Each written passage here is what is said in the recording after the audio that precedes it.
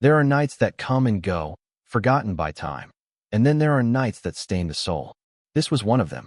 A storm clawed its way across the sky, tearing through the silence like a cry that had waited too long to be heard. Lightning carved jagged veins through the clouds.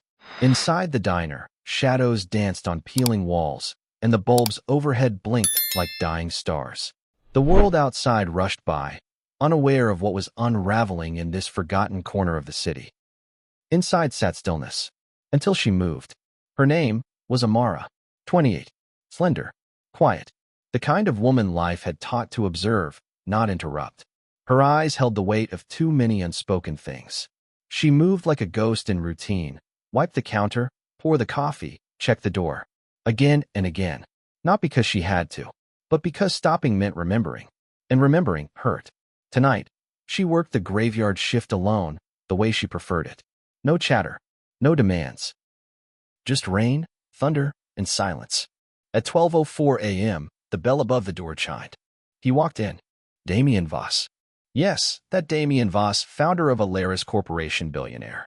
Visionary. Ruthless king of the tech world. People spoke his name like a spell. But in this diner, he was just a man who always sat in the far booth. Back to the world. Drink always neat. Silence always loud. He never smiled. Never looked anyone in the eye. And Amara never asked why. But tonight was different. He wasn't alone. The door had barely stopped swinging when a second figure entered behind him. Older, slower, no umbrella. Rain clung to him like mist on a grave. His coat was outdated, buttoned wrong. His eyes, pale gray, almost translucent, looked like windows to a place long abandoned. He didn't speak, didn't wait to be seated, just followed Damian to the booth, sat across from him, and stared. Amara noticed it all, of course. That's what she did, notice. The air had changed, heavy like thunder about to break. She forced herself to move, grabbing the scotch Damian always ordered, heart thudding for reasons she couldn't name. She approached the table slowly. The old man's head tilted just slightly in her direction, as if he'd known she was coming before her feet ever touched the floor. Then he smiled. Not kindly. The kind of smile that knows secrets buried in ash and blood. She set down the drink. Her fingers brushed the table. And that's when she heard it. A whisper. But not from him. From her own mind. Do not listen. She blinked. Shook her head. Must have imagined it. But then he spoke. Old man. Faint. Gravelly. You made the trade, Damian. One life. For an empire. You thought she wouldn't remember. Damian's hands clenched the glass. His jaw twitched. Amara froze, just out of sight. Old man. But the dead do not forget. And the blood you spilled is no longer silent. The storm outside roared. A light bulb popped above the counter. Amara stepped back slowly. But the old man's voice pulled her like a hook in the spine. Old man. The orphanage. The fire. The girl with the red shoes. You gave her to the flame. Damian's voice cracked. Damian. You said she wouldn't feel a thing. A silence followed. Thick. Paralyzing. Then the old man turned his head fully to Amara. Their eyes met. And that moment shattered her world. Those eyes, those impossible eyes saw her. Not just her face. They saw everything. Her childhood. Her pain. Her loneliness. Her guilt. Her dreams. Her secrets. Old man, softly she heard. Damian stood. Panic splashed across his polished mask. No witnesses. You said no witnesses. But the booth was empty. The old man was gone. Vanished. No footsteps. No exit. Just gone. The door hadn't opened. The bell hadn't rung. The seat across from Damian still held the indent of a body that wasn't there. Amara stumbled back behind the counter, hand over her mouth, heart drumming so hard it blurred her thoughts. What had she just heard? What was that? Outside, the storm grew louder, as if mocking the quiet terror that now lived inside her. Damian stood in the middle of the diner, eyes scanning every corner, lips murmuring to things unseen. Then he turned to her, and his voice was barely human. Damian, you shouldn't have heard that. The lights flickered again. All of them. Then darkness. A single breath. A pulse. And the power returned. But Damian was gone. Only the untouched glass of scotch remained on the table, perfectly centered. Amara backed away slowly. She wanted to call someone. Anyone. But what would she say? She poured herself a drink with shaking hands. sat in the corner booth once the place emptied, and waited for the storm to pass. But it didn't. The storm wasn't outside anymore. It had entered with the old man, and it was still here, in the walls, in the mirrors, in the space between her thoughts. That night, something changed. Not just for Damian Voss, but for Amara, the waitress who overheard what no one was supposed to hear, and would never be the same again. Rain continues to beat down rhythmically on the glass windows of the hollow fern. Inside, dim lights cast long, flickering shadows across the tiled floor. The hum of an old refrigerator. The occasional drip from a leaking pipe. Time feels suspended. Not all ghosts haunt halls or graveyards. Some linger in memory, some in silence, and some in the walls. That night, Amara moved with the habitual grace of someone who'd long learned to be invisible. Her fingers wrapped tightly around the rim of a glass of scotch, 2 fingers neat, the usual order for Damian Voss. But there was nothing usual about tonight. She approached booth 9 slowly. Damian sat stiffly, his expensive coat soaked at the edges. Across from him sat the stranger. Older, unmoving, watching Damian with eyes that didn't blink. Those eyes, they weren't merely pale. They looked drained, as if time itself had passed through them. She placed the scotch on the table, her hand slightly trembling though she didn't know why. The air here felt thicker, colder, a chill that didn't touch skin, but clung to the bones. She turned, ready to walk away. That's when she heard it. A voice. Low, rough, unshaken by the storm. The soul you silenced still lingers in the walls of that orphanage. The glass tray in Amara's hand tilted. Scotch sloshed to the side. But she didn't move. She couldn't. That sentence sliced through her like icy wind under skin. She froze, mid-step, her breath caught between disbelief and dread. She didn't mean to listen. But some truths refuse to be ignored. Especially the ones meant to stay buried. The old man continued, his voice weaving through the diner like smoke. There were screams, Damian. Small ones. Soft. They came from behind locked doors while the flames danced. And you turned your back. Amara turned slightly, just enough to see his face. The old man wasn't angry. He looked disappointed. A girl in red shoes. Another with asthma, hiding under her bed. You saw her. You saw them all. And still, you chose the trade. Damian's expression cracked. The confident CEO, the empire builder, began to unravel. His fingers twitched. His mouth opened, closed, opened again. And then, rage. You said they wouldn't feel it. You said it would be clean. There it was. The confession. Soft, but final. Amara gasped, stumbling backward into the counter behind her. A spoon clattered to the floor. Damian flinched. His head snapped toward the sound. Their eyes met. Tom stopped. He knew. She had heard. Panic isn't always loud. Sometimes it's the look in a man's eyes when he realizes his sins have finally been seen. No. No, she wasn't supposed to, but before he could move, he turned back, and the old man was gone. Just like that. No exit. No sound. No sign of departure. He had vanished.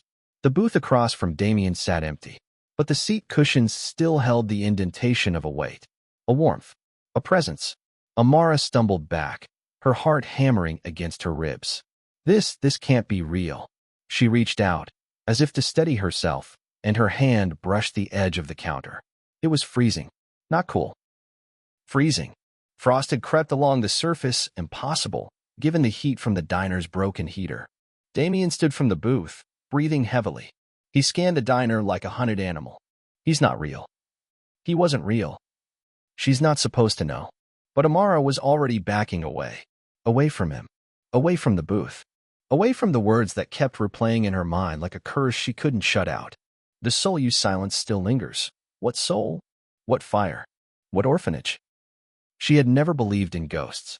But now she wasn't so sure. Damian suddenly rushed toward the exit, pushing past chairs, almost knocking over a table. But as he touched the door, it wouldn't open. It rattled, jammed in place. The rain outside seemed to intensify. Or was it just louder? Sometimes, doors lock not to keep something out, but to keep guilt in. He banged the door. Once. Twice. Then turned, his face no longer proud or composed. It was pale. Hollowed. Like a man already haunted. He looked at Amara, but she wasn't looking at him anymore. Her eyes had found something else. A shadow. Moving. Crawling along the wall near booth 9. But there was nothing to cast it. Just empty space. Who was he? No answer. Just that chill. Just that shadow. And the echo of a child's laughter. Faint. Broken. Somewhere behind the walls. Damian finally pulled the door open. How? Neither of them would remember, and vanished into the storm without a word, leaving Amara standing alone, breathing, shaking, changed. Truth is a powerful thing, especially when it's been buried beneath wealth, walls, and fire. But no lie lasts forever, and some debts collect themselves. That night, Amara didn't go home. She sat in booth 3, her usual break spot, coffee untouched, her mind running over the words again. The orphanage, the trade, the soul, and something inside her, something quiet for years stirred. A memory? Or a whisper? Red shoes. Her sister had red shoes once. Before the accident. Before the home burned. Before she was adopted out and told never to ask about the others. She hadn't thought of that day in nearly 20 years. But now, the memories returned. All of them. And with them, the suspicion. Had she been closer to that darkness than she ever knew? Damian Voss had made a deal. But with who? That old man wasn't just a visitor. He was a reckoning. Some things should never be heard. Some truths should never be known. And for Amara, this was only the beginning. Tea begins with light. A soft golden hue blankets the frame, sunlight pouring through dusty windows of the Willow Creek orphanage. Children laugh. One chases bubbles through a hallway. Another cradles a worn teddy bear. The air feels full of hope. Little feet patter across tiled floors. Giggles bounce off walls. Somewhere, an old piano plays out of tune, but beloved. Amara's younger self is among them. She's not the loudest, not the wildest. Just quiet, watching. Always watching. Sister Lena, gentle and gray-haired, calls for lunch. The children cheer. Plates clatter. Spoons scrape. Life is simple. Messy. Safe. Then, it changes. The warmth bleeds from the colors. A faint scent, burning. A shadow creeps along the hallway floor. Outside, a black car pulls up. Inside, smoke slips under doors. Screams begin a sharp, short, panicked. Flames lick up the kitchen curtains, swallowing the cheer. A bookshelf topples. Ash fills the lungs of a child too small to run. Another bangs on a locked door. The red exit sign above them flickers and dies. The sound cuts to silence, just the crackle of fire. Cut to, a pen trembles in Damian Voss's hand. A sleek office, far removed from the smoke. Rich mahogany desk. City lights glowing through glass. The contract in front of him is crisp, clean. His signature, however, wavers. Behind him, a man whispers. Calm, confident, coaxing. They won't feel a thing, and you'll never be poor again. Damian closes his eyes. He signs. The ink dries like blood. That's the night Willow Creek was reduced to ashes. The night childhoods were erased. The night innocence was traded for real estate. A land deal wrapped in legal fiction, rezoning, insurance claims, progress. No bodies were shown. No names remembered. No one asked questions. They never suspected a rising tech executive, then barely on the radar, had anything to do with the blaze. But Damian Voss didn't just profit. He rose. He built Elaris Corp on scorched earth. The orphanage site now hosts Elaris Tower, a glass giant with his name etched in steel. Yet every time he walks its lobby, something lingers. A cough that comes from nowhere. A smell of smoke during board meetings. Red shoes appearing once on the security camera, then disappearing. He tells himself it's stress, hallucinations, residual guilt. He never admits the truth, not even to himself. But guilt is patient, and memory? Unforgiving. Back to the fire. A child holds her breath beneath a desk. Her red shoes peek out. Another clutches a blanket as flames reach her bunk. A door handle sears the palm of a trembling hand. Then boom, a beam falls. Screams are drowned by smoke. Outside, the night glows orange. The building sighs and caves inward. Cut again. Damian opens his eyes. It's years later. He's on the cover of Forbes. Smiling. Wearing success like a crown. No one sees the tremble in his jaw during interviews. No one questions why he never visits his first site. But he remembers. Always. Especially the whisper, they won't feel a thing. 10 years. 10 years of silence. Until Amara. Until the diner. Until the old man with eyes that didn't blink. What he said clawed open that sealed box. The soul-used silence still lingers, The orphanage wasn't just a fire. It was a sacrifice. Every brick, a gravestone. Every child, a price paid. Every signature, a sin committed. And now? The past doesn't want to stay buried. Amara doesn't know it yet, but she was one of them. One of the forgotten. One of the spared. One of the few who made it out, but lost the truth in the trauma. Until the whisper returned. Until that name, Willow Creek, surfaced from the ash in her memory. Until the warmth of the diner became the chill of remembrance. What Damian had buried wasn't dead. It waited. In walls. In whispers.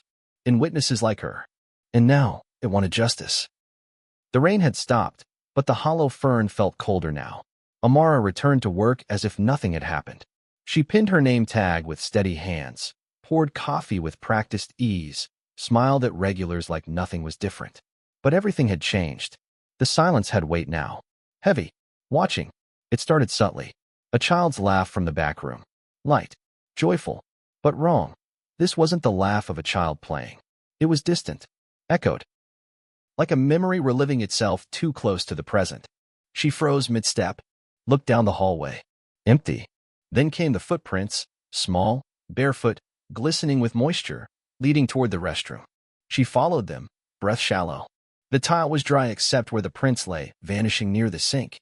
Inside, the mirrors were fogged over despite no steam. Just a single handprint. Small.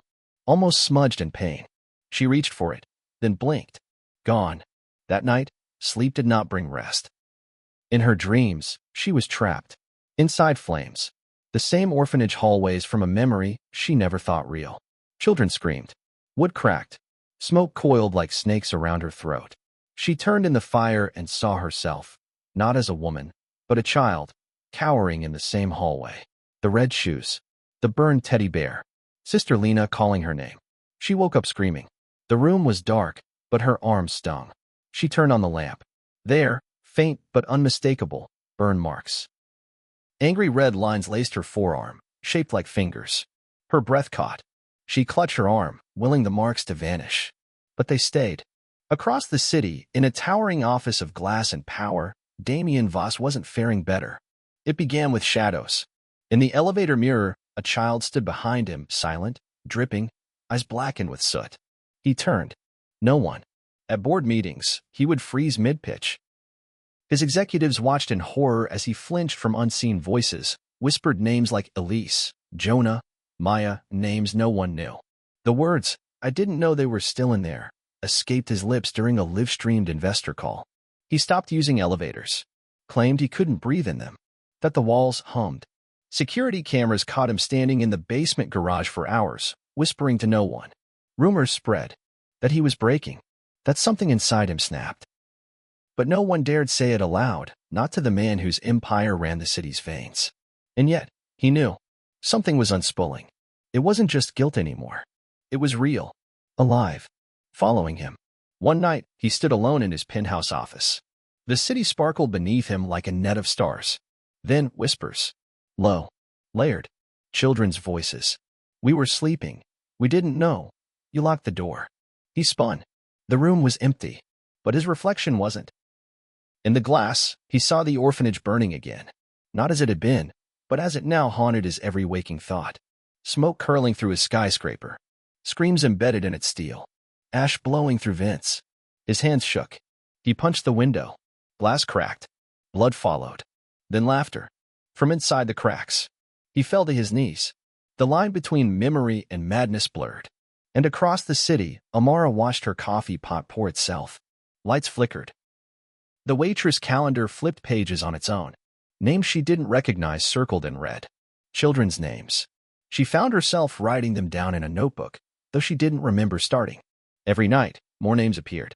Every morning, her scarred arm ached with a deep, pulsing burn. She searched news archives. Found nothing about a fire at Willow Creek. But in an old forum, buried under conspiracy threads and ghost stories, one post stood out. A comment. They buried more than bodies. They buried a deal made in smoke. And then, look at Elaris Tower. The truth clawed toward her, burned its way out of memory, like smoke seeking air.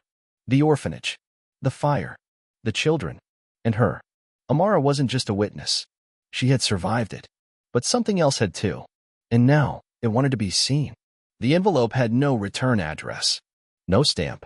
Just her name, Amara, written in black ink that looked too deliberate. The kind of writing that knew exactly what it was doing. She found it tucked under her apartment door one rainy morning. As she opened it, her fingers hesitated. The paper inside felt old. Fragile. Like it had been waiting for years to be seen again. A newspaper clipping fell into her palm, dated 10 years ago. The headline blurred from time and water stains. Tragic blaze consumes local orphanage. 12 presumed dead. Her breath caught. There it was. Willow Creek. The orphanage she'd barely remembered until the dream started. Beneath the article, a torn slip of paper fluttered out. No signature. Just a scrawled sentence. They were never meant to die. You must remember her name. Her pulse quickened. Her eyes scanned the page, searching for someone. But no names were listed. Just vague reports. Children. Caretakers. No known survivors. No mention of her. No mention of anyone. That name, her name. Whose? The question gnawed at her all day. The diner's hum of plates and chatter faded into static. Her eyes kept drifting to the clock, to the street outside, to the envelope tucked in her bag like a ticking secret. By nightfall, she was standing at the ruins. Or what remained. Willow Creek had never been rebuilt. The city claimed plans were in progress, but nothing ever moved. A rusted chain-link fence curled around the site like a warning. Weeds rose where children once played. Ash still dusted the soil if you dug deep enough. She stepped through a gap in the fence, heart pounding. The night air smelled faintly of smoke. Cement blocks crumbled under her boots. Burn beams jutted from the earth like broken ribs. Wind howled through what used to be hallways. And then she saw it. Half buried. Scorched. A nameplate. Brass. Blackened, but still legible. Mariel. Her fingers trembled as she wiped soot away, revealing etched letters below. In love, in patience, in light. The ground tilted beneath her. Mariel. Why did that name feel like a thread pulling tight around her memory? And then, like smoke unraveling, it came rushing back. A girl. Always quiet. Always smiling. Eyes too wide for her face. She never ran. Never joined the others in tag, or hide and seek. But she always watched. Sat by the window, humming to herself. She was different. Her hands moved strangely when she spoke. No words. Just soft sounds and gestures. Mariel. A girl they all loved. A girl who didn't belong to anyone, but belonged to them all. She would braid Amara's hair and hand her rocks like they were treasures. And yet, no one ever visited her. No family. Just a silver necklace with a carved letter D that she never let go. Amara dropped to her knees. It wasn't just a business decision. This wasn't just corporate cruelty. This was personal. Damian Voss hadn't just signed away an orphanage. He had signed away his own blood. Mariel was his sister. Hidden. Forgotten. Buried in ash and silence. And the fire? Not just for land. It was to erase her. Tears blurred Amara's vision. A billion-dollar empire had been built not just on children's deaths, but on the deliberate sacrifice of a girl too inconvenient to exist. The note had said they were never meant to die. But Mariel had. And now Amara remembered.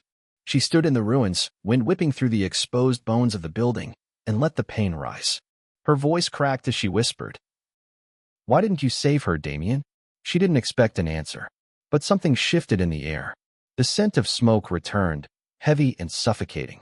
From the charred hallway behind her came a low hum, soft, melodic, familiar. A tune, the one Mariel used to hum. Amara turned slowly. Nothing there. But the tune lingered.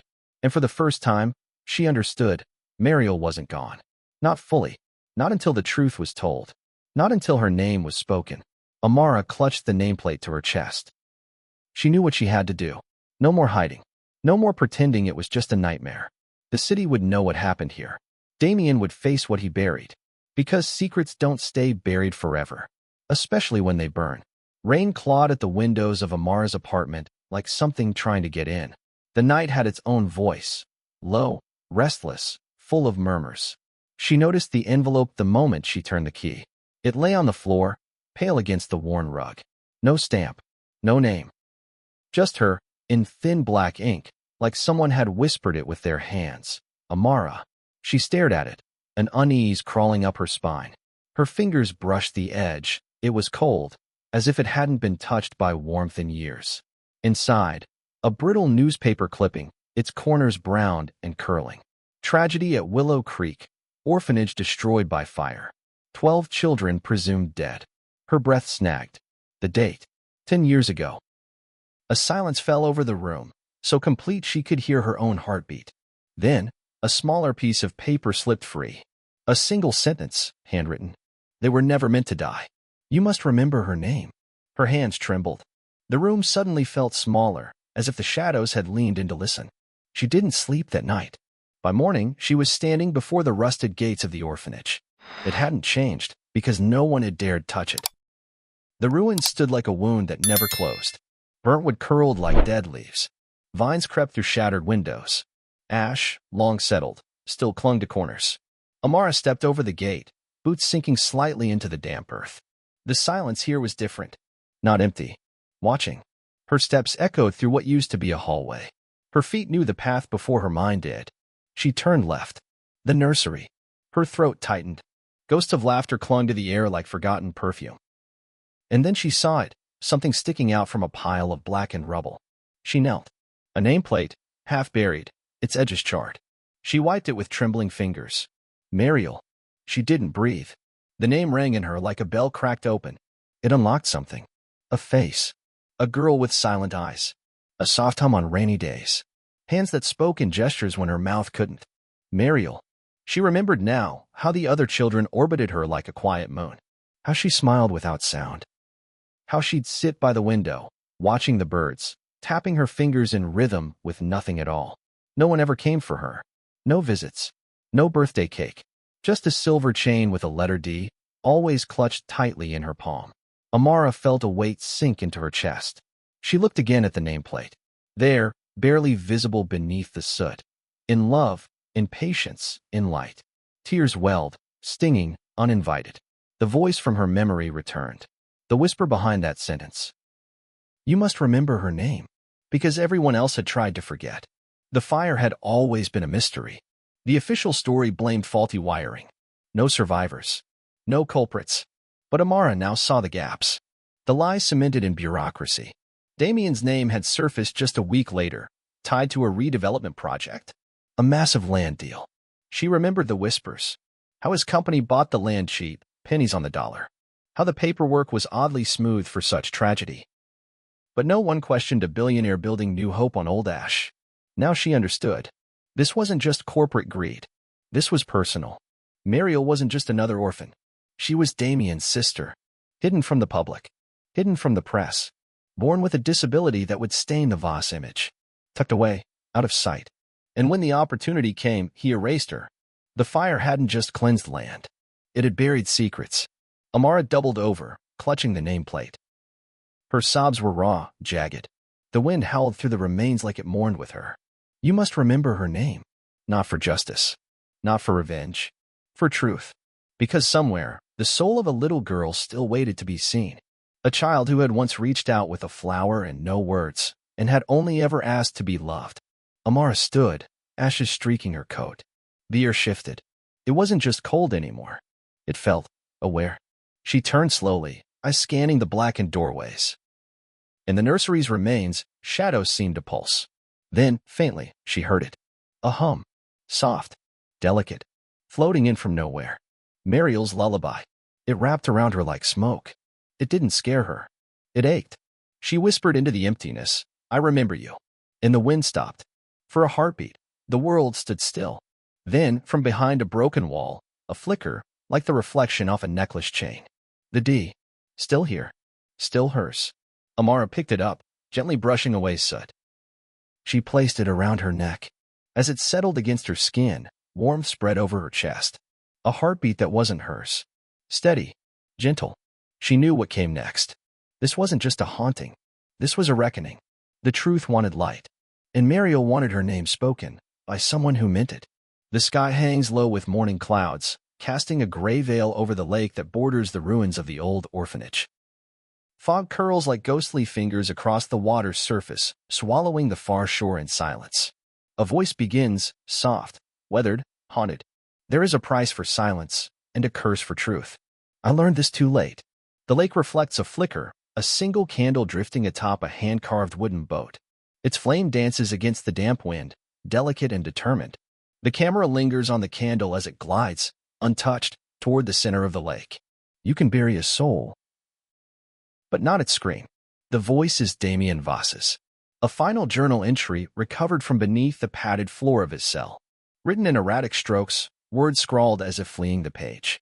They thought time could wash it away, that wealth could drown it. But truth has teeth. It chews through memory, and when you forget, it returns in flames.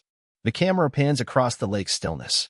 Then, a ripple, barely visible.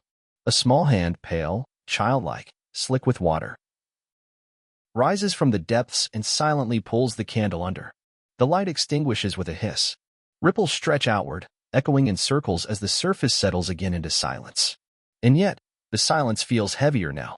Watched. Cut to the hollow fern. Time has moved on. The diner, once dim and fading, has undergone a quiet renovation.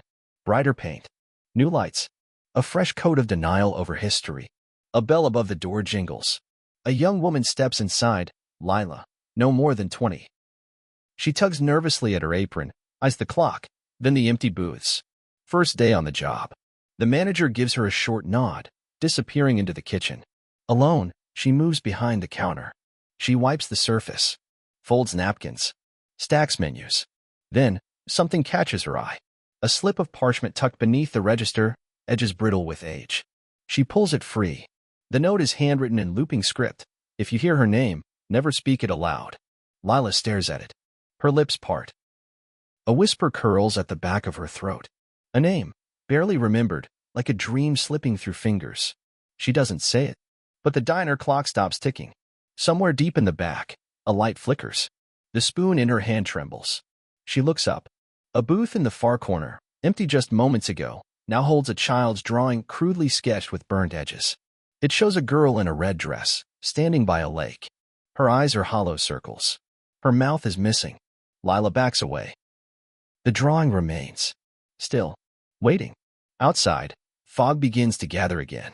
From that moment, nothing is ever quite right. Customers report cold spots. Whispers behind the walls.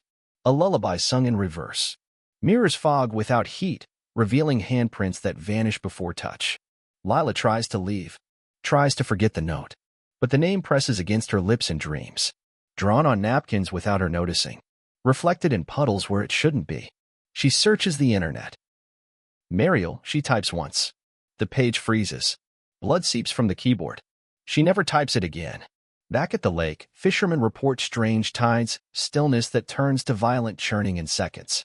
One claims he saw a girl walk across the surface before sinking without a splash. No one believes him. But no one fishes near the ruins anymore. The candle never returns. Only the note.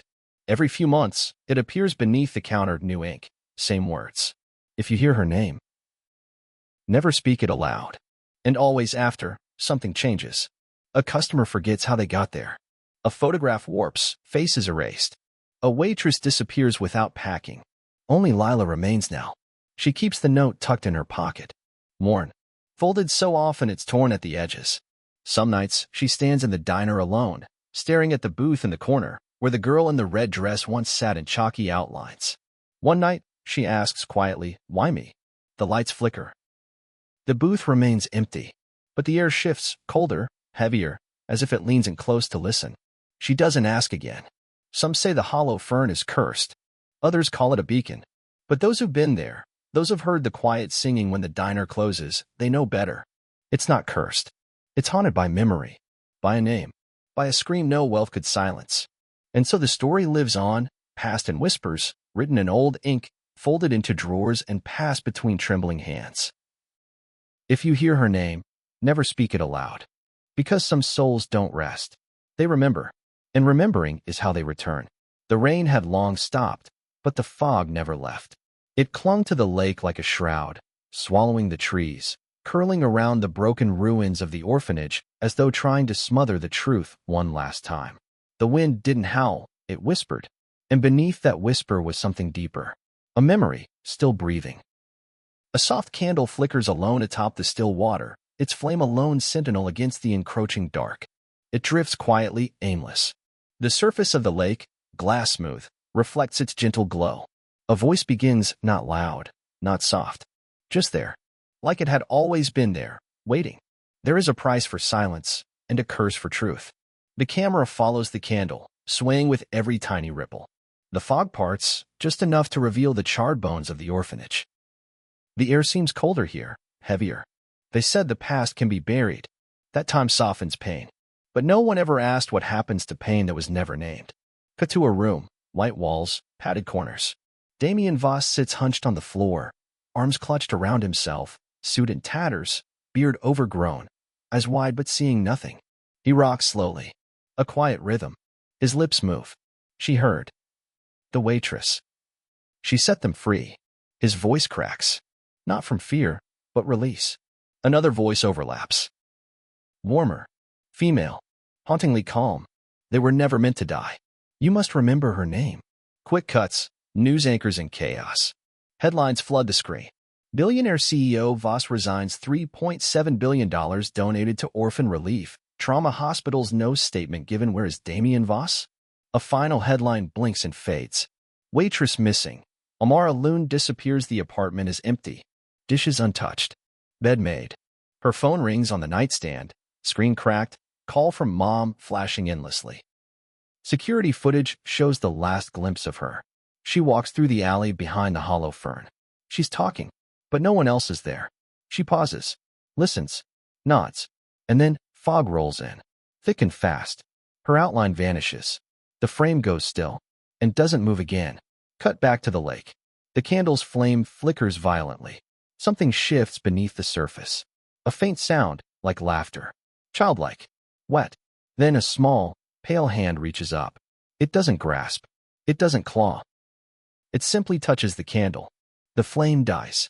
The screen goes black. For a moment, there's nothing. Only silence. And then, back inside the hollow fern. Brighter now. Renovated. Busier. A normal diner again. Laughter. Coffee machines hissing. Plates clattering. A young woman new, unsure, steps behind the counter. She brushes crumbs off the surface. Glances around. No one pays her much attention. She bends down to retrieve a fallen spoon. And that's when she sees it. Tucked under the register, almost missed. A piece of aged paper, yellowed at the corners. She unfolds it, slow. 5 words, written in looping black ink. If you hear her name, her lips part as she reads the rest. Never speak it aloud. She stares. Confused. Amused. Curious. She folds it again. Pockets it. The lights flicker. The radio crackles. Static. Then a voice, too distorted to understand. She looks up. The last booth in the far corner, empty a moment ago, now holds a small drawing. Crayon. A girl in a red dress. No mouth. Eyes like hollow wells.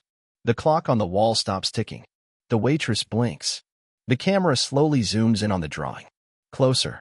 Closer. Until only the girl remains. Unmoving. Unblinking. Fade to black. A final whisper, almost inaudible. Mariel. If you enjoyed this story, ensure to like, share, and subscribe for more amazing, heartfelt stories like this. Also, let us know where you are watching from and drop your thoughts in the comments. What do you think of Amara's haunting discovery? How do you feel about Damian's tragic downfall and the mysterious girl, Mariel? We'd love to hear your opinions on the twists and the chilling end of the tale. Don't forget to mention your favorite character, whether it's Amara, Damian, or the ghostly presence that ties them all together. Stay tuned for more spine-tingling stories.